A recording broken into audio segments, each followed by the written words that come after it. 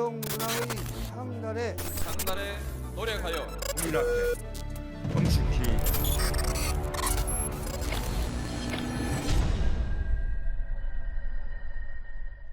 네, 반갑습니다. 정치비와 그땐 왜 사들어 있습니다. 네, 이제 대선이 얼마 안 남았습니다. 진짜 50일도 채 안 남았는데, 자, 정치비와 그땐 왜 코너는 장인수 기자가 진행하는 저널리스트 그리고 최강욱TV, 박시영TV가 함께 협업하는 방송입니다. 자, 이제 대선 정국에 들어서서 대선 이야기를 좀 더 많이 나누고 있는데 지난주부터 자, 요즘에 뭐 한덕수 얘기가 심심찮게 나옵니다. 마치 옛날에 반기문을 만지작거렸던 그런 기시감이 좀 듭니다. 반기문 잘 안 됐죠. 네. 이 결과가 정해져 있습니다. 아, 그래요? 네, 결과가 정해져 있습니다. 저는 그러니까 잘 된 케이스가 유일하게 윤석열 하나 있는데 윤석열은 나름대로 보스 기질이 있고 검찰 그 판에서 이제 거칠게 굴러서 그렇고 이런 관료 출신들 그리고 이제 안철수 이렇게 곱디고 온 이미지들 있잖아요. 언론들이 되게 좋아하거든요. 안철수는 사실 안 돼요. 신드롬이라고 있어. 안철수는 옛날 신화 이렇게 불려만 해도 불려졌지. 신선했지. 한덕수가 급이 다르지. 그 당시 한덕수.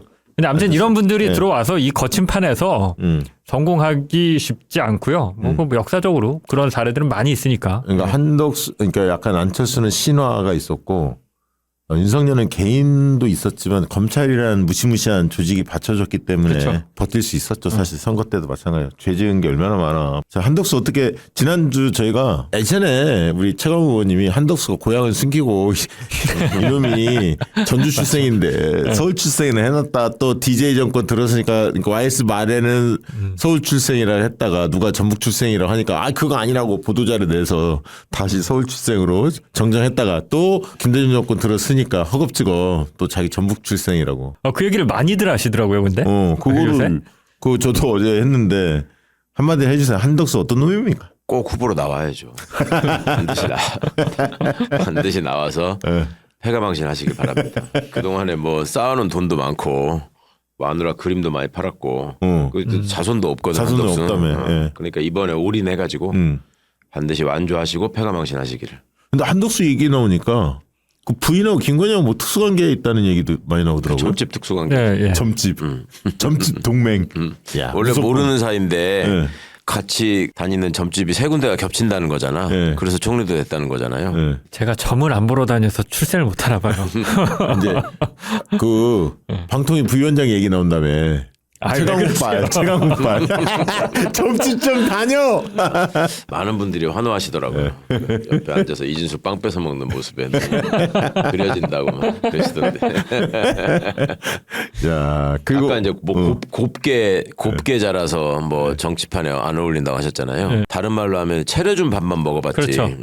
지가 그거죠. 밥을 차려 먹어본 적이 없잖아. 그러니까 이제 그런 것들은 나와서 반기문이 한 달 돈 써보고서 도저히 못하겠다고 손들었다는 거 아니에요. 그런 일이 또 이제 생겨야 될 텐데. 약간 한덕수 같은 스타일을 보면 가늘고 길게 살자 약간 그런 모토 아니야 인생이? 그리고 지금 이제 자기 입장에서는 자기 기준으로 생각을 해보면 내가 총리도 2번씩이나 하고 장관도 했었고 이제 남은 거는 대통령밖에 없다. 뭐 그런 사람 생각하는 사람들 많이 있잖아요. 뭐 총리까지 가면은 그 다음에 그런 생각을 하던데 이회창 같은 사람도 그런 생각을 했고 내가 학벌로 보나 경력으로 보나 뭐 꿀리는 게 뭐 있어 이런 식으로 생각할 텐데 나이로 보나 나이도 많잖아. 76세인가 77세. 한덕수 한덕수. 49년생이야. 우리 나이는 77세야. 77세야. 그러네요. 나이로도 안 꿀린다. 내가 이런 거 아니야? 그렇지. 뭐 있어요. 그러니까 한동훈이가 73 원더를 얘기하니까 오버를 오버 때리고 나오는 것 같은데. 아니 환영이야 환영. 나는 하여튼 국힘의 이 주요 지지 기반이 영남하고 노령층 아닙니까? 근데 딱 거기에 맞는 사람이 지금 김문수 홍준표만 나왔잖아요. 70대 영남. 그러니까 이제 70대 호남이 나와야지 거기가 좀 경쟁 구도가 되고 이 경선이 요즘에 국민의힘 경선이 재밌어요. 뭐 나경원도 도전했잖아요. 뭐 사진 보니까 드럼통에 들어갈지언정 굴복하지 않는다. 그래서 막 삐뚤 뜨고 드럼통에 들어가 있던데. 난데없이 왜 드럼통이야? 왜 갑자기? 드럼통은 무슨 컨셉이야? 나 그거 보고 누가 보내줘서 깜짝 놀랐네. 차라리 빠루로 들고 나오는 게 낫지. 나경원 하면 빠루지. 그렇지 빠르지. 근데 이 진짜 한덕수 띄우기가 본격화 되긴 됐어요, 확실히. 근데 제가 들은 정보에 의하면 총리 비서실장 네. 국무총리실 비서실장이 총대를 메고 뛴다는 거예요. 누군데? 거기가 비서실장이? 저기 양천을 자유한국당 시절에 당협위원장 출신인데 친구가 유일하게 이제 이쪽에서 정무적 감각이 좀 있는 거죠. 이름이 뭐냐면 손영택 변호사인데 국민의힘에서 한덕수를 띄우는 거는 뭐 그런 이미지 때문이겠죠. 이제 약간 관료 출신이다 보니까 김문수나 홍준표가 갖고 있는 어떤 보수 꼴통의 이미지가 예. 좀 덜하고. 근데 또 시키면 시키는 대로 예. 구구적인 메시지도 시키면 시키는 대로 다 할 수 있는 그런 메시지 때문에 띄우는 것 같긴 해요. 그러니까 예. 확실히 김문수를 지지했던 흐름이 옮겨갔어. 근데 보수 꼴통 이미지가 더 선거에서 안 좋아. 위헌 내란 이미지가 더 안 좋아. 한덕수는 딱 그냥 내란 위헌 이미지 아니야 지금? 그거 말고 뭐 있어요 한덕수가 근데 내세울 게? 한덕수가 위헌 내란과 관련해서 약간 애매모호하게 비춰지는 거야. 그러니까 뭐냐면 얘는 국무회의에서 절차적으로 좀 문제 있었다 막 이런 식으로 나왔잖아. 그러니까 윤석열하고 약간 고분고분 윤석열 쪽 입장을 대변하는 게 아니라 자기 살기 위해서 그렇게 선택하는 거지만 약간 피해 나가는 느낌이 약간 있었단 말이야. 근데 이제 마은영이랑 헌법재판관 관련해서 이번에 이완규라든가 이런 거는 이제 사람들 임팩트는 있지. 근데 사람들이 지금 착각하는 게 경제를 망친 주범이야. 한덕수가 3년 동안. 그 얘기를 별로 안 해. 이게 핵심인데 더 본질적인 문제. 왜냐하면 한덕수하고 최상목이 말아먹은 거 아니야. 경제도 경제지만 사람들이 그러니까 한덕수나 최상목이가 자기는 반대했다 무슨 뭐 소극적으로 어쨌다라고 백날 얘기해봤자 그게 다시 코끼리 얘기하는 거지. 그게 계엄하고 떨어져서 생각할 수가 있어요? 한덕수 최상목을? 계엄 위원만 생각나는 거 아니야? 그것도 나는데 그 김문수도 똑같은 놈이라 사실 그거는. 아니 좀 다르지. 김문수는 계엄과 관련해서는 그 국무회의도 안 가버렸고 안 갔는데 자리에서 안 일어났잖아. 그러니까 나중에 객인 거 객인 그거는 거. 보수 꼴통 이미지로 생각이 그치. 나는 거지. 그게 계엄 위원으로 연결되지는 않아요. 이미지가. 홍준표도 그렇고. 그러니까 그게 계엄 위원 이미지가 보수 꼴통보다 낫기 때문에 중도 확장성이 더 있다고 생각하는 그 머리 자체가 난 너무 깜찍하다 이거지. 그러니까 약간 김문수는 어떤 느낌이냐면 윤석열과 김문수를 같이 띄웠거든요. 탄핵 그 반대 세력들이. 네. 근데 윤석열이 이제 몰락했잖아요. 파면 당하니까 예. 약간 김문수로는 안 된다는 쪽으로 약간 선회하는 것 같아. 느낌에 그 정강훈 세력이나 뭐 여러 가지 세력들이 옛날에 무조건 김문수만 이야기하다가 슬그머니 제3의 후보 뭐 이런 얘기를 하기 시작하거든. 예. 그러면서 국민의힘의 5, 60명의 의원들이 한덕수 막 띄우게 나섰단 말이에요. 그래서 김문수는 지금 보면 뭐 김재원 정도 뭐 몇 명 없어요. 그쪽으로만 좀 붙어 있고 나머지는 지금 안 붙는 형태고 오히려 홍준표는 한 15명 정도 의원들이 줄을 서 있는데 홍준표는 이제 또 명태균이 가만히 있지 않잖아요. 지금 보면 사자가 철장 안에 갇혀있던 사자가 지금 밖으로 나온 거 아니야. 누구를 물어뜯을지 순서를 좀 고르고 있는데 이번에 이제 뭐 당연히 홍준표가 오선으로 이제 날아갔으니까 타깃 될 것 같아요. 홍준표가. 어떻게 보세요?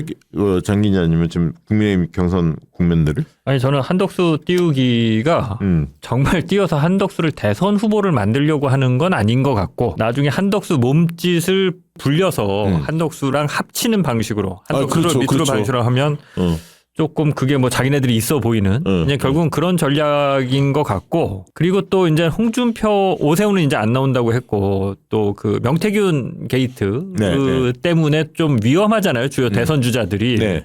그러니까 이제 그런 거에 대한 대비책 로도 볼 수 있고 한덕수를 띄우는 게 이제 김건희의 의중 아니냐라는 분석도 많이 있잖아요. 제가 그게 팩트인지는 모르겠는데 한동훈을 견제하려는 것도 있는 거는 맞는 것 같아요. 국민의힘의 어떤 정서가 그렇죠, 그렇죠.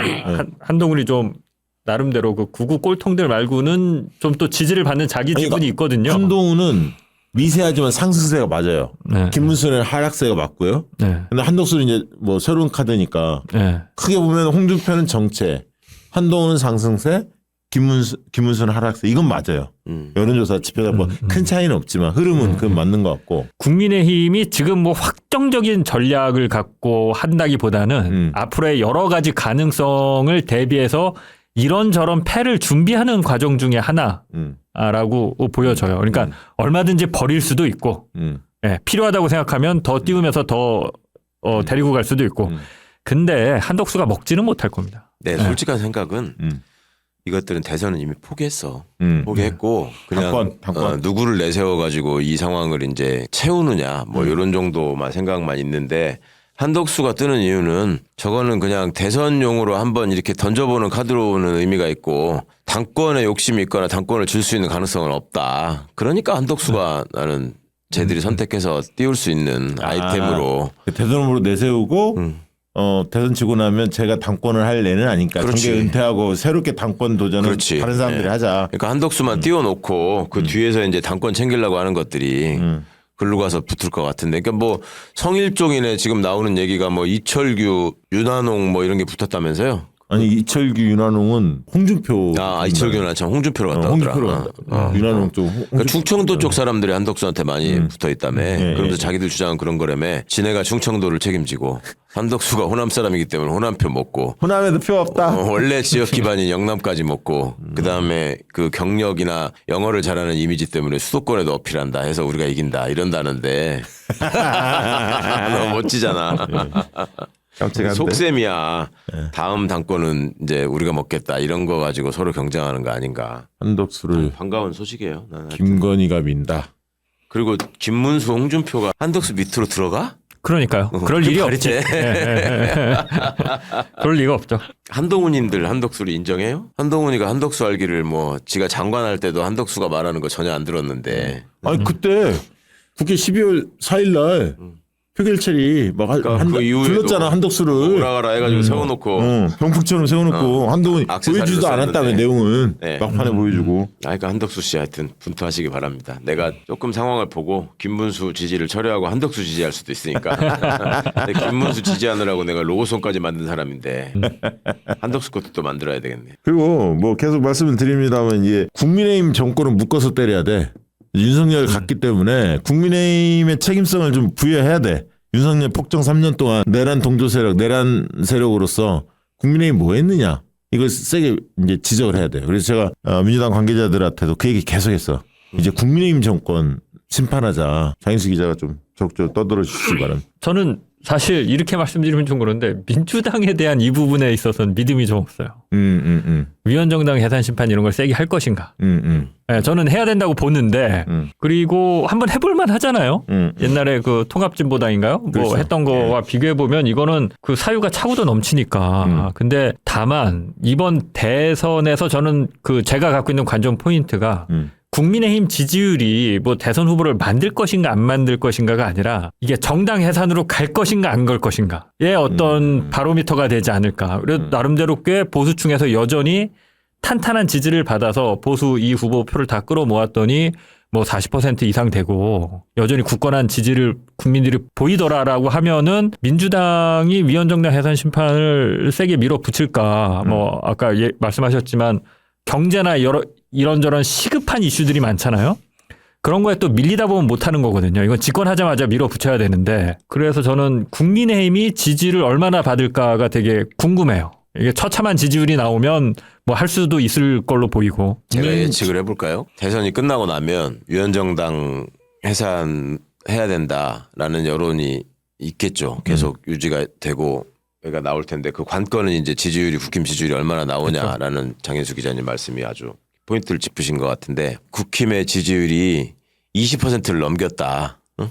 그러면 민주당 안에서 이제 위원정당 해산 심판 청구해야 되는 거 아니냐라는 얘기가 나올 때 당내에서 나올 얘기는 내가 볼 때 100% 불을 보듯이 뻔합니다. 그렇게 하면 부작용이 생겨서 다음 지방선거 때 악영향을 미칠 수 있다. 냅두자. 그러니까 놔두면 어차피 위원정당 이미지가 살아있기 때문에 선거에서 저 사람들이 표를 통해서 심판받고 사멸한다. 그렇게 할 거를 굳이 위원정당 해산 심판이라는 절차를 통해서 시끄럽게 해가지고 쟤들을 키워줄 필요가 없다. 그렇게 한다고 해서 위원정당 해산시키면 쟤들이 없어지느냐. 뭐 다른 정당 만들어가지고 또 나오면 우리가 불리하다.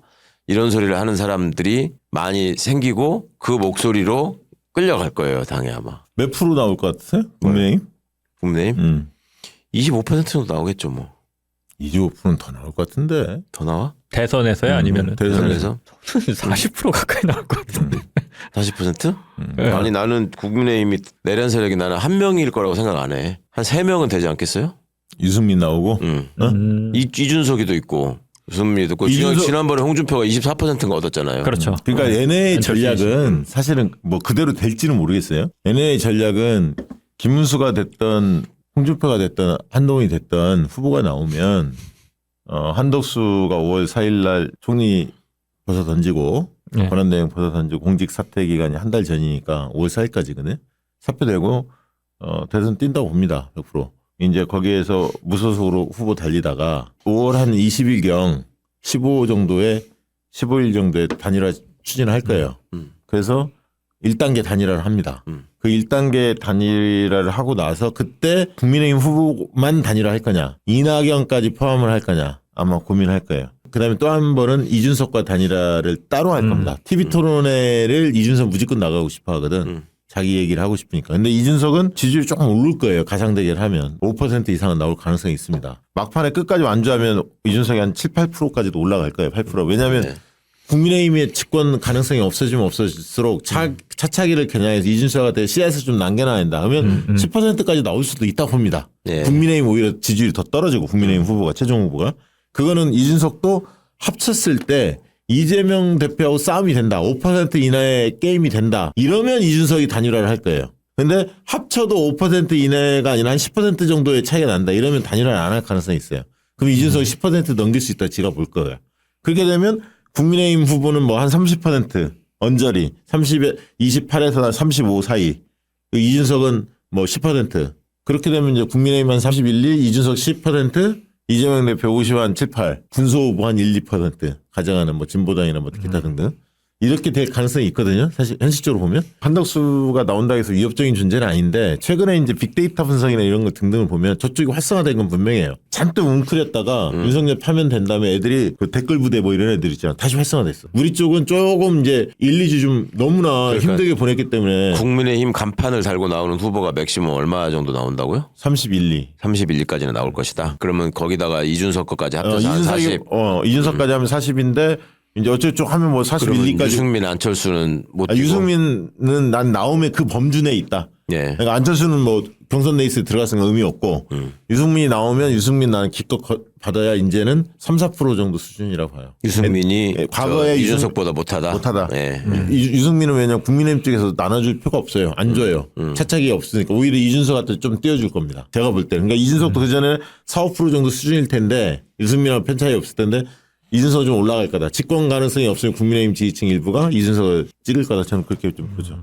그래서 총합 자체가 뭐 유승민까지 다 뛴다 하더라도 45가 맥시멈이고 유승민이 안 나온 다음에 뭐 42, 3 정도 다 합치면 보수 쪽이 그 정도 42, 3 정도 차지하지 않을까. 그리고 이재명 대표는 55 정도에서 많이 얻으면 57, 8인데 60%를 돌파하기 위한 전략을 좀 구사해야 한다. 그렇죠. 60을 넘기는 게 의미가 있거든요. 그래야 압도적인 그 득표로 당선이 돼야 힘있게 그렇죠. 개혁을 추진할 수 있기 때문에 그 얘기를 드린 건데 맞습니다. 그러면 역대 민주화 이후에 그 대통령 직선제 이후에 87년 이후에 대통령들의 득표율이 어떤지 한번 좀 살펴볼까요? 자료 한번 띄워주시기 바랍니다. 87년에 노태우가 3자 대결구도 김종필도 있었지만 3자였죠. 사실상은 36.4.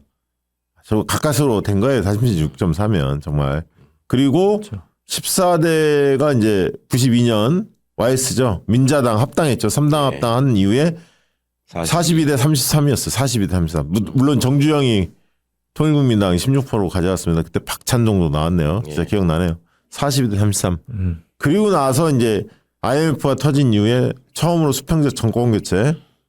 DJ가 40.3. 40.3. 그리고 38.7이었어. 이때가 그래서 아삿을 했었습니다. 그렇죠. 1.6% 차. 예. 그렇죠? 1.6% 차로 신승을 했죠. 그러니까 정말 이때 이인재도 19% 나왔고요. 권영길 선생도 나왔었는데 정말 DJP 연합 다 하고 다 끌어모아서 DJ 빨갱이 이 색깔론이 워낙 위력을 발휘하고 있었기 때문에 정말 힘들게 수평적 정권 교체를 했었습니다. 그 당시에. 그러고 나서 노무현 대통령 48.9로 크게 올라갔죠. 거의 50% 넘길만 했습니다. 이해창이 46.6. 그래서 2.3%포인트 차가 됐는데 그래서 DJ보다 차이가 더 많이 났어요. 1, 2위간의 격차가. 그러네요. 네, 요게 이제 있었고요. 48.9. 그 다음에 이제 이명박. 그래서 우리도 이 착시효과인데 48.7. 이명박 정동영하고 차이가 워낙 컸기 때문에 네. 저도 막 50% 훨씬 넘은 거 아니야 이렇게 생각이 있었는데 실제 찾아보니까 48.7이었고 정동영 26이었으니까 그 당시에 22%나 차이 났네. 차이는 크게 났는데 사실은 민주당 지지자들 투표를 안 했죠. 대거 기권한 측면도 있었죠. 왜냐하면 이미 판이 기울어졌기 때문에. 근데 그 당시 기억나시겠지만 이해창이 나왔어요. 15%가 됐어. 이해창이. 그것도 좀 충격적이었죠. 사실. 저쪽 이해창도 저쪽 표잖아요. 사실상은. 그렇죠. 문국현 5.8 나왔고요. 그러니까 이제 민주당 지지자들 대거 실망해서 투표를 안 했었죠. 그 다음 18대 대선 박근혜 이때는 진짜 너무너무 아쉬웠죠. 이때 그래서 박근혜가 51.55 나와서 50% 넘긴 처음 대통령이다. 넘겼네. 그래서 그때 그 얘기 많이 나왔어요.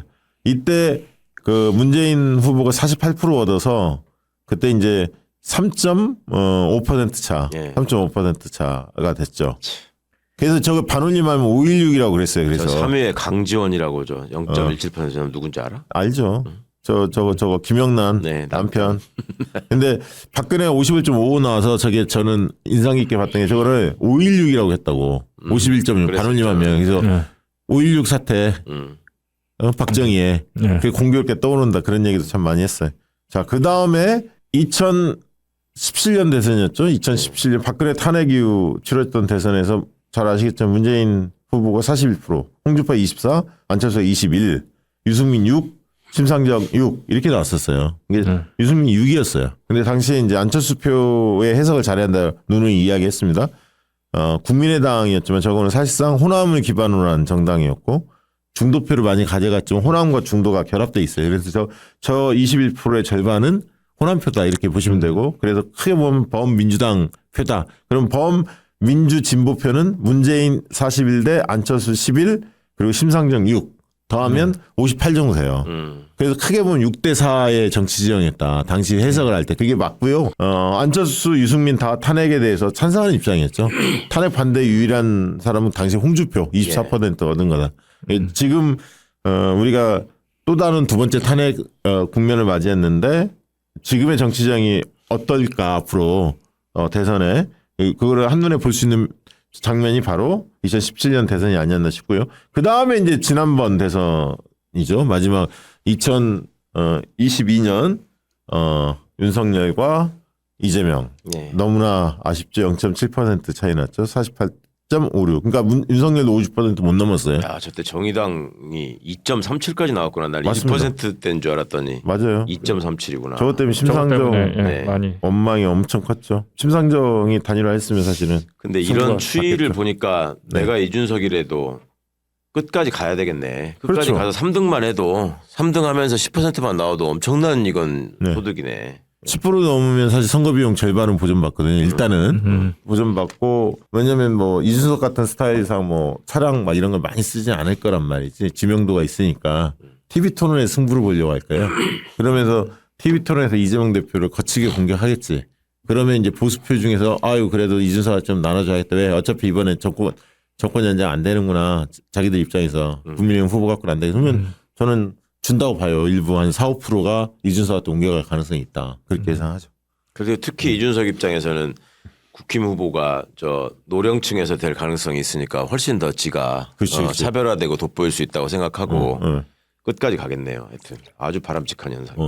아마 김문수나 뭐 한덕수나 뭐 홍준표나 이런 사람 나오면 이준석이 가져갈 표가 꽤 있을 거예요. 그럼요. 전면층에서 많이 그렇게 되면 가져갈 거예요. 15%까지도 노려볼 수 있겠는데 지금 이준석은 그런 저게 생각을 3등표가 지금 그러니까 판세가 어느 정도 정리됐다고 하면은 3등표가 지금 15% 16%가 항상 그렇지. 있거든 우리 있어요. 대선에서. 있어요. 그러니까 삼지대표. 네. 흔히 말하는. 그러니까 1, 2 싸움이 치열하지 않으면 삼지대가 활성화돼요. 근데 1, 2 싸움이 치열해지면 3위가 확 줄어. 근데 지금 국면으로 보면 2위가 별 볼 일 없거든. 그렇죠. 김문수나 한덕수나 뭐 홍준표 누가 되든 그러면 이준석이 약간 살아날 가능성이 있어요. 현실적으로 그렇게 보는 게 맞을 겁니다. 그러니까 그렇게 되면은 이제 이준석 입장에서는 안철수를 능가하는 사람으로 자기가 이제 자리매김했다고 생각할 거고 나이도 어리고 하니까 지는 3-4번 하다 보면 되겠다라고 생각하겠네. 그렇지. 그렇게 생각하지. 바람직한 일이네 아주. 계속 그렇게 생각하면서 준석아 끝까지 달려. 바람직한 일이야 아주. 네. 왜냐하면 지난번에 안철수 윤석열하고 단일화한다면 깨갱했잖아. 네. 예. 흔적도 안 남았어. 흔적도. 그러니까요. 딱 남은 흔적은 안철수 나쁜 놈. 윤석열에 손들어줘서. 근데 윤석열 개판 칠 때 뭐 했어 안철수가. 황태자 될 것처럼 처음에 막 이렇게 그럴 줄 윤석열이 알았죠. 꼬드겼지만 팽당했죠. 팽당해서 끝까지 가는 게 낫죠. 최근에 민주당 공천룰 이제 확정이 됐잖아요. 예. 국민참여경선을 해서 흥미로운 지점은 당원들의 그 투표 찬반과 중앙위원들의 투표 찬반이 똑같이 났어요. 예. 96.6. 네, 예. 96.6, 97% 가까이 나왔어요. 난 그거 보고 진짜 깜짝 놀랐어. 나도 그거 보면서 야 진짜 세상이 변했구나라는 거 많이 느꼈어. 왜냐하면 비명계가 있잖아요. 당에서 흔히 이야기하는 비명계 생각을 가진 국회의원들이나 그다음에 흔히 말하는 정치 고관여층들이 당원들이 되게 한 20% 가까이 있거든. 80대 20 이런 구도였단 말이에요. 그래서 당대표 나올 때 이재명 대표 77%로 당대표 됐어요. 그런데 이번 룰 과정에서 야 저기 구구 세력들이 집단적으로 들어오는 저 구조 그렇죠. 국민에서 이건 문제 있다라고 비명계 다수도 다 그렇게 판단한 거야. 거지. 동의한 거야. 그래서 저는 죄송합니다만 김두관 전 지사가 전 의원이 그걸 가지고 시비 걸고 경선 불참을 선언한 거는 정말 비겁한 행동이다. 그러니까 그 양반은 경선을 안 나가고 그러니까 대선을 안 뛰시겠다는 거예요. 안 뛰겠다는 거요. 나 대선 안 뛰겠다. 그거 지금 설마 탈당하겠어? 모르지. 그것도 왜 그래? 진짜 왜 그래? 아니, 그렇게까지 저는 망가지면 안 되지. 이 대목에서 이거 좀 짚어보고 싶어요. 지금 일각에서 보면은 댓글로 이상한 소리 분탕질 치고 다니는 사람들 지금 나타나기 시작했는데 그중에 그런 게 있어. 압도적으로 승리하자고 하는 사람들을 조심해야 된다. 어떤 사람이? 어떤 그런 사람이 있어요. 그래요? 그거 내각제주의자래 그게. 그래서 아니 지금 이재명 대표가 압도적으로 승리하지 뭔 소리 하고 그러니까 있는 거야? 말도 안 되는 소리인데 그러면서 아니 옛날에 저 누굽니까 저 무슨 문파라고 하면서 문재인 대통령을 지키기 위해서 윤석열 찍어야 한다는 놈들도 논리는 정연했어 지네들 나름대로 얼마나 간절하게 그 논리를 썼는 줄 알아? 막 내가 피를 토하는 심정으로 씁니다 막 하면서 페이스북에다가 10줄씩 쓰고 막 그래서 한번 생각을 해봐라 이런 상황에서 이렇게 했는데 이렇게 됐는데 그럼 윤석열을 찍어야지 이런 사람들 많았다니까. 그래, 너 그런 사람이 빠지던데. 항상 있어요. 항상 있는데 지금 하는 사람들의 그 논리는 그냥 어차피 이기는 건 다 똑같은데 조금만 이겨도 된다. 그리고 조금만 이기는데 이재명의 독자적인 세력으로 그냥 이기는 게 중요하다. 왜냐하면 다른 것들이랑 같이 이렇게 뭘 섞어가지고 이기자고 하는 사람들이 지금 그 말을 하기 싫어서 압도적이라는 형용사를 갖다가 붙이는데 그 속으로는 내각제를 꿈꾸면서 그렇게 해가지고 이재명 대통령 되면 지분 요구하고 자리 나눠 먹게 하자고 해가지고 발목 잡으려고 하는 짓이다. 이런 소리를 하는 놈들이 있어요 지금. 진짜. 그러니까 얼마나 그게 아니 이거 자기들 나름대로는 얼마나 그게 논리정연한데 그러니까 아니 그러면 내각제려면 민주당에서 동의를 해줘야 하잖아 의원들이. 아니, 그런 거는 나중 문제고 일단은 그 뭔말 하면 내각제잖아. 그러니까 그래서 지금 예를 들어서 조국혁 신당도 그래서 밟아놔야 되는 거고 저기도 무슨 다른 야당 얘기 들을 필요 없고 그다음에 이재명 후보한테 도전하는 건 전부 다 나쁜 놈들이고 경선에 나오면 그게 그렇게 이어지는 거예요. 논리 구조가. 근데 지금 왜 압승을 하자고 하냐고 하는 게 이번에 당원 투표 과정에서도 보셨듯이 무슨 경선 룰이 어떻고 뭐 이렇게 하면 안 되고 이런 소리를 김동연 지사도 얘기를 했었잖아요. 그러다가 이게 지지율이 압도적으로 나와버리니까 그냥 다 인정한다 이렇게 바로 되는 거잖아. 네. 그러니까 이런 거란 말이죠. 그러니까 이 당심이 이렇게 표출되면은 확실하게 아 여기서 토달아봤자 나만 손해구나라는 생각을 하는 게 있듯이 대선 과정에서 정말 한 번도 보지 못했던 60%의 득표율이 나왔다. 그러면은 정말 대한민국은 이제 그 다음부터 이거를 역진시킬 수는 없다. 이대로 쭉 가야 된다는 그렇지. 분위기가 딱 그렇죠. 확고하게 만들어지는 거지. 60%가 나오면 국민의힘은 무조건 정당 해산하고 당명을 그러니까요. 바꾸고 그럴 거예요. 보수가 분열하게 돼 있어요. 그거들 천외한다. 정가운 세력과 그렇죠. 멀리한다. 이렇게 나올 거 아니야. 지들 스스로는 그 말이 나올 텐데 그러니까 제발 좀 그러니까 어떤 놈들이 그런 말을 만들어서 퍼뜨리고 있는지는 모르겠는데 그런 말씀에 좀 속지 마시고 그러니까 그런 사람들은 또 지난번에 저 문재인 지켜야 된다 돼서 윤석열 찍어야 된다고 하는 사람들도 똑같았어. 그 자기들이 가장 확실하고 열정적인 그 민주 세력의 지지자고 수호자라는 거야. 응? 우리 이재명 대표를 어떻게 우리가 지켜왔는데 여기서 지금 누구랑 손을 잡자는 거냐. 뭐 이런 사람들이 있거든. 야, 그건 정신 차려야지. 정말. 한마디 해주세요, 장인수 기자님. 아니, 북한 가면 돼요. 북한 가면 딱 꿈꾸던 그 세상이 있어요. 우리 편 내가 지지하는 거 말고는 다 아웃돼야 돼. 아주 그래서 이번에 이제 그 오픈 프라이머리 국민선거인단 모집해서 이렇게 하는 국민경선 이 부분에 대해서 어쨌든 집단적인 우리 총의가 좀 모아진 것 같아서 다행이고 빨리 이제 대선 치른 다음에 차기 민주당 당대표 들어서면 당헌 개정을 빨리 해야 한다 현실에 맞게 그 얘기를 좀 다시 한번 강조해 드리고요. 그다음에 이제 조국혁신당이 이제 후보를 내지 않기로 했잖아요. 결단을 내리고 이 공동 선대위 꾸리자 연합정부 가자 이렇게 이제 의견을 내고 이제 야 5당이 모여서 또 이제 합의도 이뤘어요. 몇 그러니까 가지. 예. 그러니까 그걸 가지고도 내각제로 가기 위한 공동선대위 아니 지금 민주당의 당대표 직무대행이 박찬대 원내대표거든요. 네. 가장 확실한 이재명 사람 아니에요? 이재명 대표 사람? 공동선대위를 꾸리자는 게 공동선대위를 꾸리지 않으면 선거운동을 못해. 못하죠 법적으로. 그래서 그러는 건데 거기다 대고 또 내각제. 예, 그거는 이제 자리 나눠 먹기. 내각제 너무 걱정 안 하셔도 될 것 같아요. 국민들한테 인기가 없는 그럼. 그렇게 아니 그리고 22대 국회의원들 신뢰 간다면서요. 계엄 과정에서 진짜 생사를 오갔던 동지들 아닙니까? 그분들도 목숨을 걸고 싸웠던 사람들이고 개혁 정치인들이 대거 입성을 했잖아요. 민주당이 과거랑 달라졌잖아요. 근데 어디 국민 여론도 그런데 민주당 입장에서 내각제 무슨 도움이 돼? 그렇죠. 보면 안 돼요. 그러니까 그런 얘기로 자극하고 자꾸 불안을 증폭시켜가지고 이제 고임 발휘하는 사람들이 있으니까. 아유 그런 안타깝습니다. 정말 속지 마시고요. 속지 마시고요. 예. 조금만 생각해 보시면 매번 대선 때마다 이런 잡음들은 늘 있어 왔고 그 사람들이 나중에 어떻게 변해 가는지를 보시면 알 겁니다. 네. 그때 당시에 저기 해서 뭐 이재명 악마화 하면서 문재인 대통령 지키기 위해서 뭐 이낙연을 지켜야 되고 그래서 윤석열 찍어야 된다고 그 정운현이 같은 것들 지금 뭐 하고 있나 한번 보시고 그때 그것들이 지금 윤석열 계엄 이 상황에서 나는 일부러 그 소위 똥파리들 찾아가서 봤거든 뭐라고 하고 있나? 야 윤석열의 결단이래. 이 계엄은 그러니까 이게 문재인을 지키기 위한 결단이에요? 아니 그러니까 이재명으로부터 나라를 지키기 위한 결단이래. 아니 그래서 늘 과거에 그 말이 있잖아요. 극단은 극단으로 통한다는 얘기가 있잖아요. 합리적인 사고들 하시기 바라고 광고 하나 듣고 이재명 대표 관련된 이야기 좀 나눠보도록 하겠습니다. 아니 광고 전에 그 마지막 정리는 그거 해야 돼. 그러니까 지금 이제 그렇게 이상한 소리 하면서 저 압승 필요 없다고 하는 사람들이 당시같이 그런 생각하는 사람들 때문에 옛날에 똥파리들 이렇게 준동하는 거다 그러면 자기를 똥파리하고 비교한다고 또 얼마나 승질내는 줄 알아?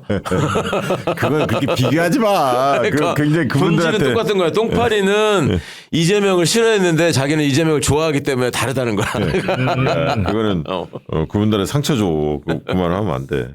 대신에 아니 그 상식적으로 생각해 보세요. 이재명 대표가 압승을 해야 굉장히 힘든 길을 걸어갈 텐데 그래 국민 여론이 강력하게 뒷받침돼야 사실 끌고 갈 수 있습니다. 정말 고난의 행군을 할 수밖에 없어요. 앞으로 얼마나 나라가 지금 이 망가진 나라를 재건하는 게 힘든 일인데 그러면 그거를 거기에 쟤네들이 무슨 막 45% 이런 식으로 득표해가지고 발목 잡고 또 사방에 붙어가지고 저 시비 붙기 시작하면 쟤들은 목표가 지네들이 망가뜨려놓은 나라 재건하는 거 못하게 해가지고 우리가 망가뜨렸다고 하려고 그럼. 그렇게 할 놈들이거든. 전에 지방선거 전략 뻔해요. 그렇지 그거야. 막 흔들어 놓고 경제 뭐 더 좋아진 거 뭐 있냐. 성적표 내놔봐. 그래놓고 1년 만에 뭔가 획기적으로 바뀔 수 없잖아요. 사실은 단계별로 바뀌는 거지. 그럼 뻔하잖아요. 저들의 노림수라는 게. 그래서 이번에 대선 과정에서 압승하고 저들을 이제 완전히 고립화시키고 분열시켜서 극우의 파시즘들이 대한민국에 다시 그 발을 붙이지 못하도록 확실히 이번에 정리해내야 합니다. 정리해야 되고 정리해야 돼요. 쓰잘데없는 소리 하는 좌파 파시스트들도 정리를 해야 됩니다. 파시스트가 우파에만 있는 게 아니에요. 극단은 통한다. 네. 그 얘기 드리고요. 자, 오가픽 콤부차. 예. 새로운 대한민국 대한국민 민주시민을 위한 특별 이벤트 이어갑니다. 약초하기로 조선행 박사가 40년 연구하여 가시오가피 열매 세계 최초로 품종 특허 받았고요. 열매 추출 특허도 받았는데 이걸 농축 발효해서 몸에 좋은 것만 담고 맛도 놓치지 않은 명실상부 최초의 명품 오가픽 건강 음료입니다. 오가픽 콤부차의 주원료로 사용하는 가시오가피는 명나라 본초 강목에 한 수레의 황금을 얻는 것보다 낫다. 동의보감에서는 신선의 약이다. 이렇게 표현했고요. 러시아 올림픽 대표팀이 경기력과 체력과 집중 러시아 올림픽 대표팀은 물론이고 우주 비행사 특수부대 이런데 이제 경기력, 체력, 집중력이 필요한 이 전문 인력들이 복용했던 사실이 뉴사이언스 학술지에 발표되기도 했습니다. 효능을 보면요. 면역력, 자양강장, 만성피로, 간건강, 신경완전, 폐변활동, 잔건강에 탁월한 효과를 보이고 있습니다. 저는 보통 이렇게 다 좋아 그러면 신뢰가 안 가는데 요거는 살짝 신뢰가 가요. 예, 제가 효과를 봤기 때문에. 최근에 집에서 2봉 연속 먹었거든. 술 좀 먹은 다음에 확실히 먹으니까 숙취해서 확실히 좋아요. 이게 보니까 다 효과가 있고 탈모에만 효과가 없더만. 저 오늘 인터뷰를 하나 했어요. 인터뷰 취재하는 것 때문에 예. 이분이 말을 잘 안 해. 샤이해. 뭐 이런 거죠. 그러면 예. 그러고 끝내는 분이야. 그래갖고 인터뷰 근데 끝나고 예. 한 잔 더 달라는 거예요.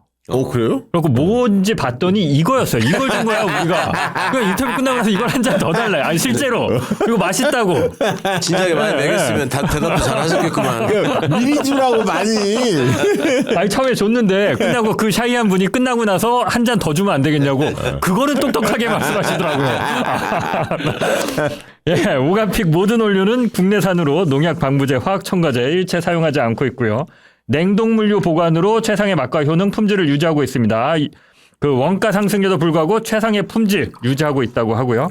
음용 방법으로는 아침 공복에 한 포, 오후나 회식한 후에 한 포, 이렇게 하루에 2포 드시면 되고요. 다음날 아침이 아주 상쾌하다고 합니다. 또 하루에 2포씩 드시면. 이재명 대표님도 꾸준히 잘 드시고 계신다고. 뭐 제가 직접 확인하지는 않았는데 아마 계속 보내시고 뭐 드시는 것 같아요. 박시영 TV 시청하시는 분들을 위해 오늘도 기존 34% 할인에 48팩 플러스 16팩, 24팩 플러스 3팩을 추가 증정해드리고 있고요. 이번 기회에 오가픽의 놀라운 효능을 경험해 보시기 바랍니다. 요거 한 팩에 1,500원 정도 하는 거니까 가격적으로도 아주 메리트가 있다고 보여집니다. 구매 방법은 유튜브 더보기 구매 링크 참고해 주시고 네이버 쇼핑에서 오가픽 검색해 주시면 됩니다. 네, 고맙습니다. 네. 드세요. 예. 이게 우리 득표율도 되게 중요하지만 투표율도 되게 중요하지 않겠어요? 그러면 난 굉장히 중요한 것 같아. 근데 투표율의 상징적인 게 뭐냐면 2017년 대선도 화요일 날 치렀어요. 예. 보궐선거였는데 그래서 목요일, 금요일 사전투표를 했거든요. 보통은 이제 우리가 정식적으로 하는 거는 금토일 날 사전투표 하잖아요. 그렇죠. 투표율이 되게 비상이 걸렸었거든. 2017년도. 네. 근데 2017년과 2022년 대선을 비교하면 근소하지만 투표율이 2017년 0. 몇 프로 높았습니다. 탄핵으로 치러졌던 선거에 대해서 국민들이 관심이 높다는 얘기예요. 목금으로 사전투표 했음에도 불구하고 금토가 아닌. 저는 이번에 투표도 상당히 높을 거다. 그렇게 기대를 그러니까 하고 진짜 있습니다. 꼭 높아야 돼요. 그래야지 이게 주권자들이 절대 정치를 외면하지 않고 이제 우리 손으로 나라를 바꾼다라는 네, 그 네. 의지가 굳건하구나 이걸 보여주고 그 높은 투표율 하에서 우리가 압승을 해야지 그렇죠, 저것들이 그렇죠. 찍소리를 못하게 되는 거죠. 그러면. 네. 저는 청신호가 그래도 좀 느껴지는 게 얼마 전에 이제 재보선이 있었잖아요. 네네네. 그때 투표율이 저는 굉장히 낮을 거라고 생각했어요. 왜냐면 높아요. 언론이 아무도 주목하지 않았거든. 그래갖고 심지어 네. 정치 고관여층도 맞다 재보선이 있었지 이런 재보선이었는데 맞아, 진짜. 투표율이 그 탄핵 전에 있었던 재보선과 비교해서 떨어지지 않았어요. 살짝 올라갔더라고요. 미소하긴 미묘 아주 작긴 하지만 그러니까 사람들이 이 정치적인 카오스 혼돈의 시기에 오히려 더 관심을 갖고 뭔가 목소리를 내려고 하는 거는 맞는 것 같아요. 네. 제가 아사 그 선거 관계자한테 들었는데 사전투표 안내하는 플래카드가 몇 개가 걸렸냐면 1200개 넘게 걸렸대요. 언제? 이번 보궐선거 때 오. 그렇게 막 너나 할 것 없이 그 걱정이 돼서 투표율 뭐 시민 개별적인 시민단체들 막 그 현수막 막 붙이잖아요. 근데 특정 후보 지지 정당과 관련된 아니면 후보와 관련된 내용만 없고 투표 독려는 허용이 되거든요. 그렇죠. 이거 되게 중요해요. 앞으로 맞아요. 사전투표 독려하는 현수막을 그 마을별로 동네별로 압도적으로 많이 거래하고요. 그다음에 또 흥미로운 것은 유아 유치원들 어린이집 있잖아요. 그런 선생님들이 적극적으로 참여했대. 그러니까 그래서 아이들한테 투표의 중요성도 얘기하고 그러면 이제 아이들이 엄마 아빠 투표했어? 같이 가. 인증사도 같이 찍고 그걸 이제 많은 사람들한테 확대도 하고 그래서 정말 투표를 높이기 위해서 다양한 곳에서 민주 시민들이 열심히 굉장히 노력했죠. 열심히 해야 됩니다. 그러니까 왜냐하면 그냥 일반적으로 생각하시는 분들이 그런 식의 생각을 하시는 분들이 꽤 많아요. 그러니까 쟤들은 촉 떨어져가지고 해봤자 안 될 건데 하면서 투표 안 하고 우리는 어차피 우리가 이길 건데 하면서 투표 안 하고 이럴 가능성이 있다. 진짜 그러면 안 됩니다.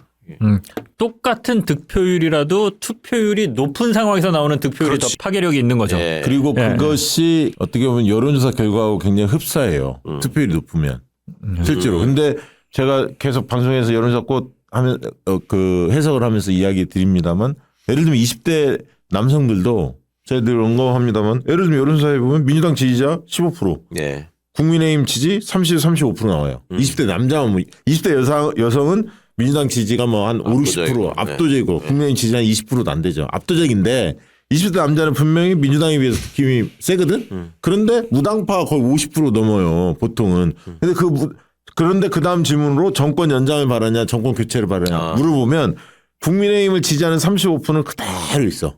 정권 연장 유지를 바래. 근데 정권 교체를 바라는 사람은 민주당 15%만 있는 게 아니라 이 무당파 50% 중에서 거의 한 40%가 정권 교체를 바래. 그래서 압도해요. 20대들도. 그럼 그 얘기는 뭐냐 면 20대 남자들도 투표만 많이 하면 그 민주당은 좀 싫어하지만 민주당 좋아하지는 않지만 국민의힘도 좋아하지 않으면서 양당을 다 안 좋아하지만 그래도 정권을 교체하겠다. 윤석열 정권 이거 잘못됐다. 내란 잘못됐다고 보는 층이 훨씬 더 많은 거야. 그러니까 무당파 40이라는 게 50 중에 40을 40, 말하는 거죠. 50 중에 40은 네. 정권 교체로 확 와버리는 거야. 나머지 10%는 잘 모르겠다. 예. 거기서 그대로 가버려. 빠지는 거고. 빠지는 거고. 그래서 투표율이 그래서 중요한 거예요. 네. 투표율이. 중요한 거고 최근에 이재명 대표가 사실은 제가 내부에서 들은 얘기로는 어쨌든 경호 문제에 대해 굉장히 좀 신경 많이 쓰신대요. 그럴 수밖에 없잖아요. 사실 제일 중요한 부분이기 때문에 저들이 정상적인 선거 방식으로는 이길 수가 없잖아요. 그러다 보니까 이제 대외적인 일정에 대해서 과거보다는 조금 조심스럽게 생각하시고 본선에서도 조금 일정이 축소될 가능성도 있어요. 현실적으로 보면. 그래서 이제 예전에는 막 이재명 대표 막 30분씩 현장 가면 연설하시고 막 곳곳을 다 누비고 다니셨는데 아마 조금은 횟수를 줄이지 않을까? 그 실내 행사 중심으로 이렇게 갈 가능성도 있습니다. 그 점은 좀 널리 이해를 좀 하시고 그러다 보면 이제 주제를 명확히 담는 이제 일정, 기획 일정이 중요하죠. 그죠? 최근에 첫 일정으로 AI 예. 관련된 회사를 가서 미래 성장에 대해서 이야기를 했잖아요. 100조 원 투자하겠다. 그리고 국민들이 무료로 사용할 수 있도록 하겠다. 챗 GPT 이런 것들. 그랬더니 아주 좋은 한동훈이 나는 200조일세 이렇게 들고 나왔어 이름이. 100조 먼저 선점 딱 하니까 난 200조. 야 한동훈 참. 한동훈은 탈모 공약하는 게 맞지 않나? 한동훈이는 워낙 이게 정해진 어떤 정략이나 그 신념 같은 게 없잖아요. 한동훈이가 아니고 한 내동훈 되는 것 같아. 이럴 때는 저러고 저럴 때는 이러고 막 하는 게 아니 당장 윤석열에 대한 입장도 한 두 가지 있고 내란 계엄에 대한 입장도 한 두 가지 있어요. 얘는 하나가 아니야. 어떤 상황에서든지 입장이. 아니 저희 홍준표가 최근에 이야기한 거 중에 제일 재밌는 게 뭔지 아세요?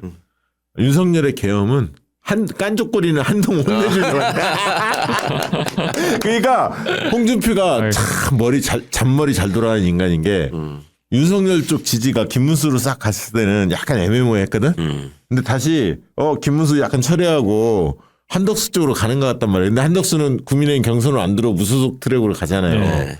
그러면 지금 봤을 때 자기가 볼 때 김문수는 약간 하향 곡선이고 한동훈이 약간 올라오기 때문에 자기가 볼 때는 한동훈만 밟으면 오히려 김문수 쪽 지지했던 사람들 자기한테 올 거다. 한동훈 워낙 싫어하니까. 그러니까 이제 윤석열이 약간 띄워지면서 한동훈 혼내주는 역간적거리는 계엄했다. 한 방 한 거 좀 용서해 주자. 그래서 실제로 이번 주부터 저기 홍준표가 김문수를 잡았다. 이게 국힘 내부에서 얘기가 많대요. 그러니까 그 의원들이 홍준표 쪽은 조금 붙는데 김문수에 대한 우려감이 있더라고. 그러니까 이제 한동훈 입장은 김문수는 이제 무시 전략으로 하고 무조건 그러니까 홍준표 입장에는 한동훈만 때리는 거야. 홍준표 입장은 김문수는 무시 전략하고.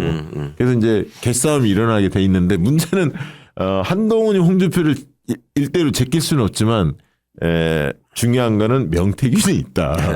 홍준표를 이를 갈고 있는 명태균이 있고 뉴스타파가 계속 보도를 한다. 나경원은 그걸 노리고 있는 거지. 지금 어차피 검찰은 한동훈이를 위해서 홍준표를 껍데기를 벗길 거다. 그러면 그 빈자리에 극우가 뭔가 찾아야 되는데 그건 나다. 그렇지. 이렇게 생각하고 있는 거죠. 나경원은 잘하면 4강 4명이 이제 2차 경선 뛰거든 걔네들. 네. 8명이 9명 지금 준비한다는데 그럼 나경원은 자기가 볼 때 안철수는 자기가 제낄 수 있다 볼 거야. 네, 그러니까 그렇겠죠. 친윤 쪽에서 김문수하고 나경원 자기한테 오지 않겠냐. 일부 홍준표로 가고. 예.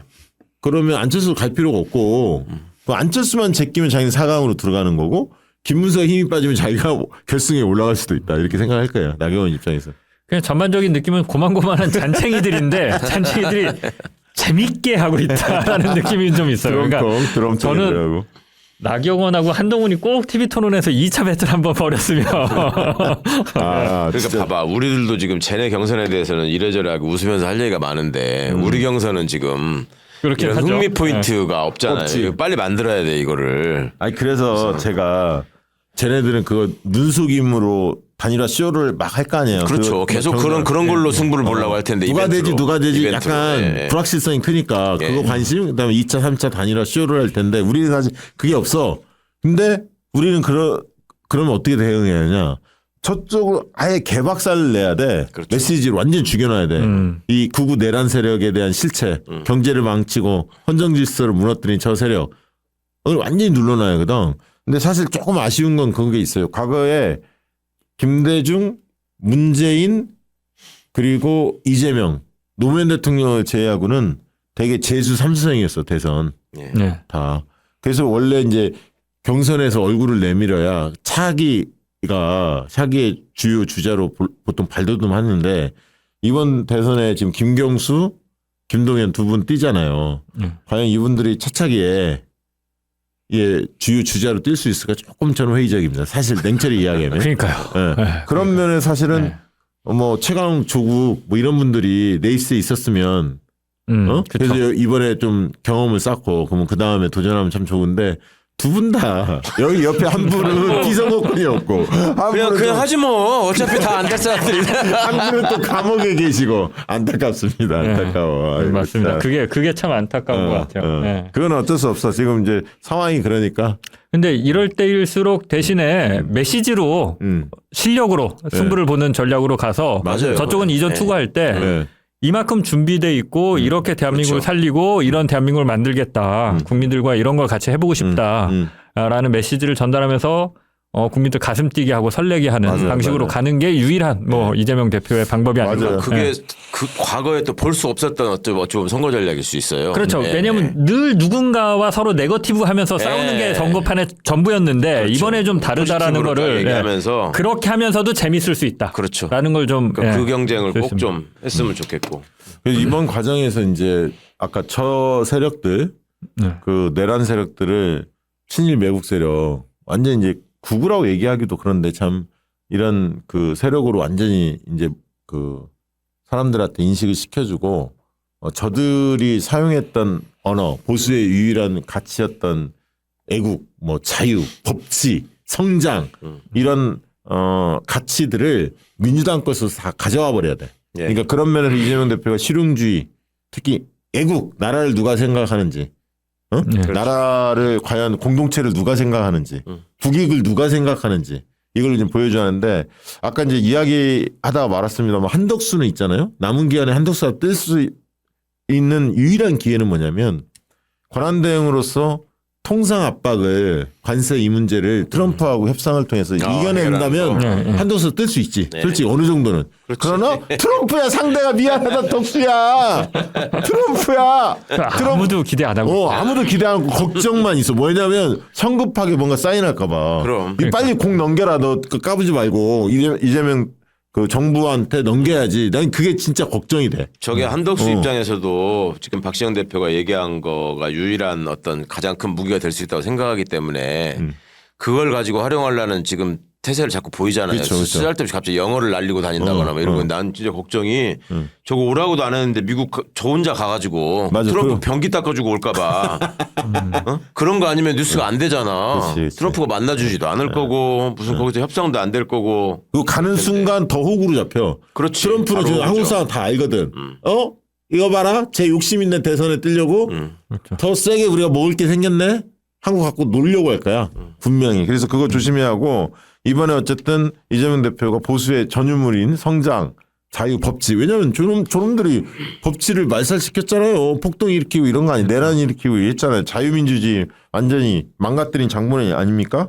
경제도 마찬가지. 그래서 그런 보수의 가치를 우리 것으로 가져와 버려야 한다. 그리고 쟤네들은 완전히 꼴통, 수구 꼴통, 친일 매국 세력 이렇게 인지되도록 만들어야 한다는 얘기 드리고 싶고 DJ로부터 배워야 한다는 얘기를 많이 하는데 이제 그거는 민주당 내에서도 얘기 많이 나오죠. 왜냐하면 DJ 리더십이라는 게 굉장히 탁월한 리더십이고 유능했고 그다음에 준비된 대통령 이미지였잖아요. 오랫동안 대권 수업을 해오셨고 이런 국가 위기 상황에서 지혜롭게 IMF를 극복하면서 바로 미래 성장 동력인 IT를 띄웠고 생산적 복지를 만들어내고 그다음에 남북 정상회담을 성사시키고 정말 위대한 대통령이 바로 김대중 대통령인데 그러면서 한편으로 정적을 죽이지 않았거든. 용서 화해를 했거든. 그러니까 보수 애들이 노무현 대통령은 달고나는 얘기는 한미 FTA 할 때만 얘기하고 대부분은 DJ 우리 죽이지 마세요. 네. 이 얘기할 때 DJ 얘기를 많이 꺼내요. 사실 용서 화해 이 아이콘이기 때문에. 그런데 죽이려면 죽여야 하는 거 아닙니까? 당연하죠. 이제 시대가 또 많이 변했고 과거에 DJ 때는 또 그렇게 했어야 될 필요가 있는 거고 네. 지금은 또 명백한 내란 상황에서의 이 진압을 국민들이 이렇게 지독하고 끈질기게 지긋지긋하게 국민들을 불안하게 하고 괴롭힐 거라고 생각 안 했잖아요. 네. 그러니까 이제 이런 점들에 대한 확실한 응답을 해줘야 될 필요가 있을 것 같고 그건 정치인이 남긴 아주 좋은 유산들을 그냥 이렇게 필요에 따라서 하나씩 이렇게 따내가지고 이용해 먹으려고 하는 거 이것도 많이 경계해야 됩니다. 제가 전에 우리 박지원 의원님 나오셨을 때 제가 그 질문 했잖아. 네. 맨날 내가 민주당에 있을 때 보면은 DJ는 그 상인의 현실 감각. 그렇죠. 응? 그렇죠. 서생의 문제의식. 그래 서생적 문제의식 이거 두 가지를 얘기하셨잖아요.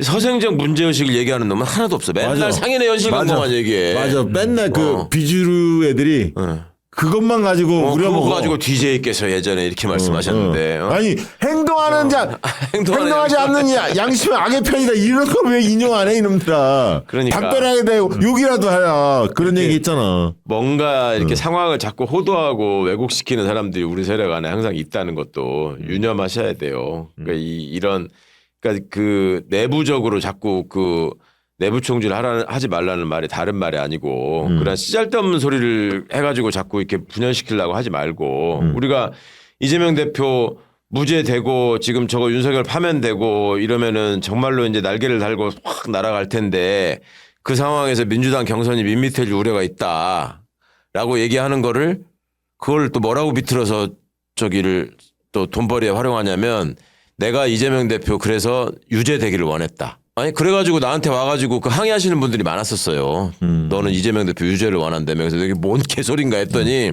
그런 거였어. 근데 하여튼 그런 쓰잘데없는 소리에 현혹돼가지고 하시기 전에 우리가 이 경선에서 어떤 포지티브한 어젠다를 가지고 국민적인 관심을 끌지를 함께 생각을 하시고 그 시간에 나한테 필요한 게 뭐고 정책적인 대안이 뭔지를 잘 질문을 하십시오. 그러니까 예를 들어서 뭐 국민연금이 고갈된다는데 사실인가요? 그럼 우리는 어떻게 해야 되는 건가요? 아니면 뭐 부동산은 어떻게 될 것 같나요? 떨어진다는데 근데 인구 감소가 되면 떨어질 것 같은데 내 재산의 대부분은 부동산인데 그럼 어떻게 해야 되나요? 그다음에 뭐 미국이 저렇게 나오면은 우리는 중국과의 관계를 어떻게 해야 되나? 예를 들어 그런 질문을 던지고 후보들이 그거에 대해서 자기의 정책 구성이나 이런 것들을 포지티브하게 얘기해 나가면 이 민주당을 선호하지 않는 사람들도 그거는 귀를 기울일 수밖에 없다고. 자기 삶하고 관련이 될 수 있는 문제니까. 그렇잖아요.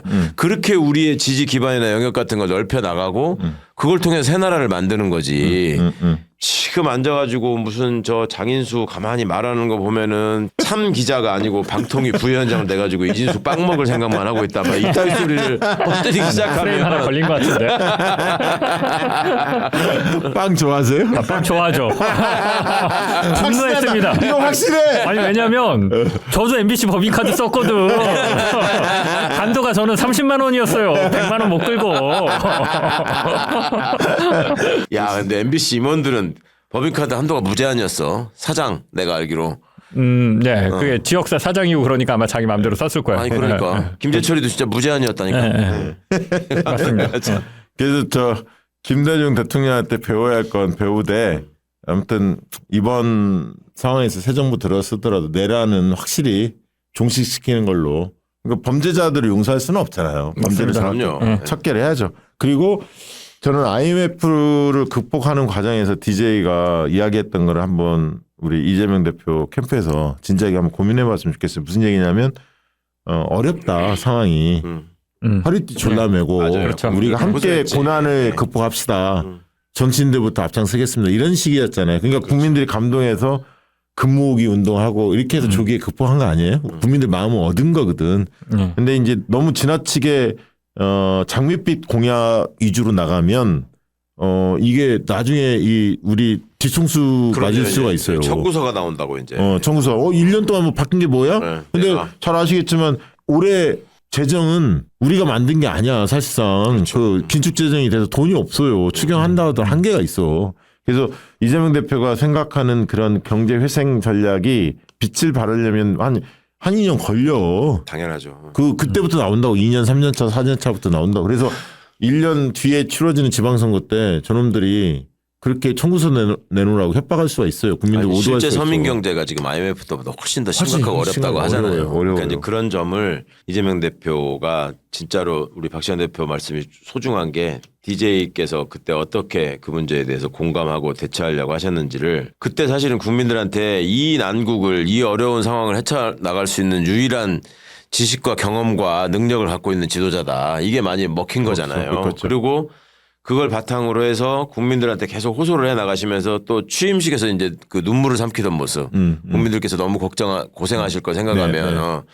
그런 모습들이 국민들의 마음을 모았던 건데 우리 이재명 대표도 하여튼 그 비슷한 고난의 길을 겪고 오기도 했거니와 지금 이 어려운 상황을 이제 물려받아서 나라를 새로 재건해야 될 지금 책무를 어깨에 지고 가는 거니까. 맞습니다. 그래서 이재명 대표 최근에 여론사회본 가상대결 55%까지 나오잖아요. 네. 그러니까 조금만 더 올리면 됩니다. 그 얘기는 무슨 얘기냐면 맞아요. 이재명 대표 호감도 조사하면 호감이 40%고 비호감이 60 정도 되는데 호감도보다 지지도가 더 높다. 높다는 얘기는 개인적으로 좋은 느낌을 갖고는 있지 않지만 이재명 대표가 필요하다. 그런 능력에 대한 기대가 있는 거죠. 유능함. 예. 그 도우를 지금 사고 싶다. 국가를 살리기 위해서 개인의 삶을 회생시키기 위해서 사고 싶다. 이렇게 마음을 먹은 사람들이 10% 15%가 존재하는 거든. 우리가 네. 조금만 높이면 60%까지 돼요. 왜냐하면 정권 교체를 원하는 사람, 헌정 질서를 원하는 사람, 탄핵을 찬성하는 사람은 60에서 70%까지 되거든요. 그 층을 공고하게 딱 묶어 세워야 한다. 그렇죠. 그러려면 우리가 저들의 만행, 잘못됐던 내란이나 경제를 말아먹은 이런 것들에 대해서 압박을 세게 해야 돼요. 그리고 닥치고 공격해요. 선거는 주도권이 중요합니다. 그래서 압박을 세게 해서 저들이 해명하게 급급하게 만들고 우리는 공세적 스탠스를 유지해야 돼. 한편으로는 또 이재명 대표가 안정감 있게 실용주의, 미래의 성장 동력에 대해서는 또 차분하게 설득하고, 그죠? 그리고 또 한 가지는 위기에 강한 그런 리더로서의 준비된 리더 이미지를 유감없이 보여주신다면, 그리고 아까 국민과 공감대를 넓힌다면 충분히 우리가 60% 도달할 수 있다. 대목에서 약간 그 딜레마적인 상황이 있어 좀 걱정되는 게 안정감 있는 이제 그 준비된 지도자 이런 컨셉을 보이려면 필연적으로 약간 중도적이고 보수적인 모습을 띈 사람을 캠프에 참여시키고 그 사람들을 등장시킬 수밖에 없어요. 근데 그 틈을 노리고 또 어중이 떠중이들이 지금 끼어들어가지고 자리 노리고 와서 붙어 먹으려고 하는 것들이 지금 생겼거든. 늘 생기지. 이게 걱정이라. 그러니까 이제 이런 사람들한테 뭐 이재명 대표가 쉽게 휘둘리지 않을 뿐이라는 건 알지만 그래도 이제 국가 경영이라고 하는 것이 너무나 복잡 다단한 여러 분야에서 벌어지기 때문에 그런 틈에서 또 이상한 것들 또 잡탕들이 끼어들어가지고 또 거기서 뭐 챙겨 먹기 시작하면 그게 걱정되는 게 왜 그런 줄 아세요? 인수위가 있으면 좀 맞아. 필터할 수 걸러질 있는 수 있어. 걸러질 수 있는 시간이 있는데 인수위가 없잖아. 그게 걱정이야. 그러면 이재명 대표 캠프에서는 민주당이 경선이 끝나자마자 하나는 본선 승리를 위해서 노력하는 게 당연히 있어야 하고 그렇지. 정권을 잡을 생각. 또 한 가지는 어떤 인사들을 기용하고 어떻게 할 거냐 집권 준비가 같이 들어가야 돼. 그렇지. 이게 그럼 그 와중에 지금 막 명함 팔려고 하고 뭐 직책 얻으려고 하는 사람들 중에서 이상한 사람들 꽤 끼어 있다는 거야. 전문가라고 그럼. 명함은 네. 내밀지만 특정 분야의 전문가이지 그 사람의 관점이 어떤지도 모르겠고 그렇죠. 적임자인지 잘 모르는 사람이 많거든. 특히 교수 출신들. 교수 출신들은 조심해서 봐야 돼. 맞아요. 솔직한 얘기로. 공무원 출신도 마찬가지야. 네. 근데 지금 이제 예를 들면 장관을 바로 기용 못 해요.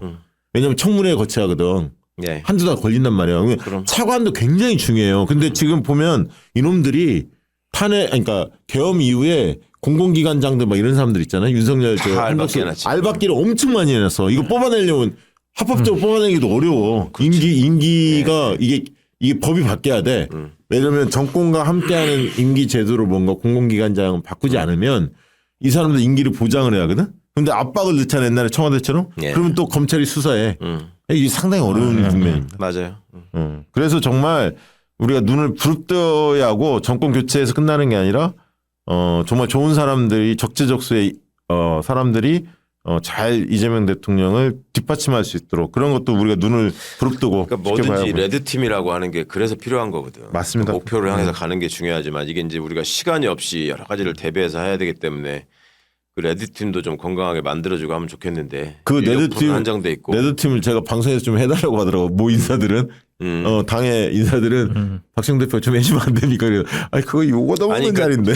전통적으로 우리가 취약한 분야들이 있어요. 그러니까 예를 들면 복지 정책 뭐 이런 것들은 잘하죠. 그 잘하잖아요. 환경 뭐 이런 것도 다 잘하지. 마찬가지고 노동 분야도 마찬가지 다 있는데 외교 안보. 그러니까 예를 들면 옛날부터 그 극우들이 준동하던 밭들이 있거든. 그다음에 이제 금융 뭐 언론 산업. 산업 이런 것들은 그냥 또 부동산 이것도 막연히 그냥 돈 많은 사람들 위주로 하는 그런 거에 이게 쓸려 있는 사람들이 있다고. 네네. 그리고 또 그런 특히 외교안보 분야 같은 데는 이게 군인 외교관 뭐 이런 거잖아요. 그 조직 안에서 이게 정말 발달한 사람들의 거기가 집산지야 집산지.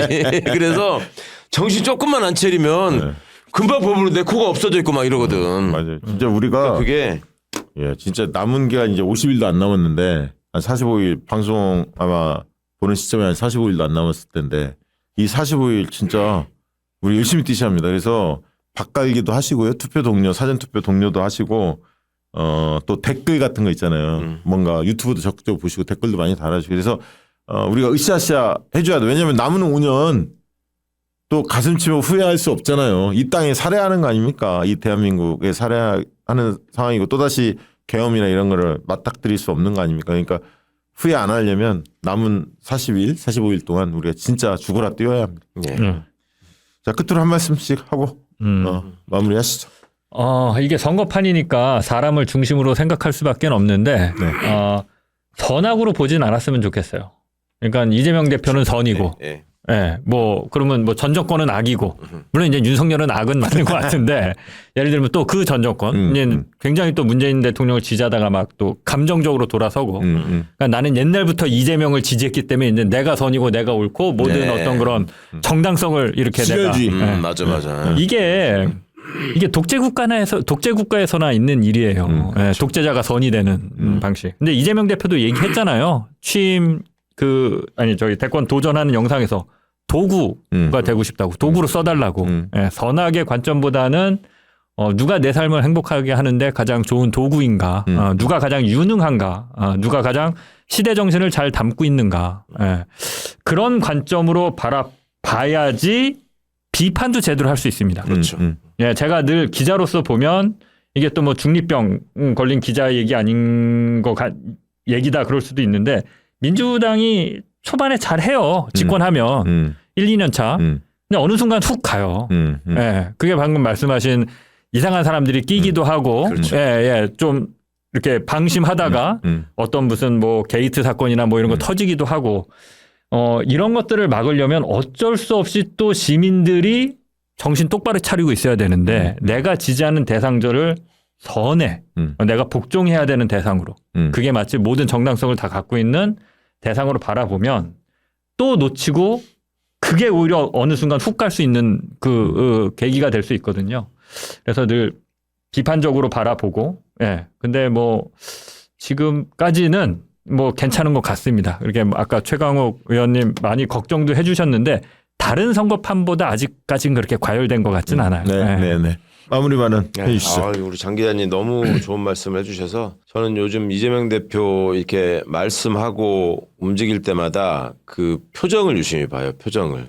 지난번에도 말씀드렸지만 얼마나 많은 지금 그 책임의 무게를 지금 느끼고 있을까 하는 걸 생각하는데 굉장히 신중하지만 단호한 목소리로 국민들을 위해서 자기가 무엇을 할 수 있고 무엇을 해야 할 것인가를 지금 계속 고민하고 있으니까 지금 장 기자님 말씀 꼭 좀 함께 좀 헤아리셔가지고 뭐 이재명 대표가 무슨 신이고 무슨 왕으로 지금 우리 앞에 와가지고 대통령 하겠다고 나선 게 아니잖아요. 지금 이 시대가 시대적인 상황이 그런 역경을 헤쳐오고 어떻게든 당원들과 시민과 고락을 함께하면서 여기까지 온 이재명을 지도자의 위치에 올려서 이 사람을 쓰겠다, 도구로 쓰겠다라고 지금 선택하고 있는 상황이니까 그런 이재명의 본심을 좀 잊지 마시고 무슨 얘기만 하면은 우리 대표님은 그런 생각은 있어도 말씀을 못할 뿐이니까 우리가 그거를 대신 해야 된다라는 이런 관심법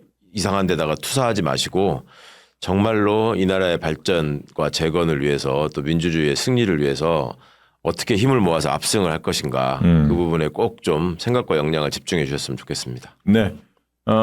대선 승리의 길로 정치비와 그때내 열심히 뒷받침하겠습니다. 뭐 정치비와 그때내 재밌다 주변에 많이 홍보한다 뭐 이런 분들 많이 계시는데 요즘에 뭐 별로 많이 안 보는 것 같아. 그러니까 좀 많이 말씀하셨지 봐주시면 좋을 것 같고요.